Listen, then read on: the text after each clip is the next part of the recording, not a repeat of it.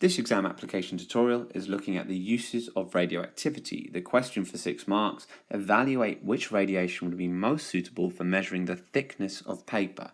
So in other words, explain why alpha and gamma radiation would be a bad choice for this task, and explain why beta radiation is ideal for this task and how it would be used.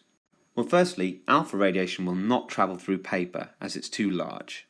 So as a result, if this was an alpha source and it was firing alpha radiation, it wouldn't get through the paper, the detector would not pick it up, so you'd get no reading. It's not helpful in measuring thickness.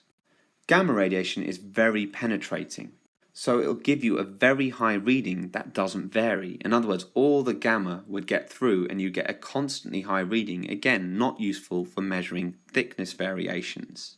So beta radiation levels will be detected by the sensor, and most importantly, will vary with paper thickness, so the rollers can be adjusted accordingly. So you can see here that our beta source is firing out electrons. They can get through the paper, but what happens is, as the paper starts to get thicker, the electrons move slower, so the reading will change, it will get lower. And as it gets thinner, the electrons move quicker, so the reading gets higher.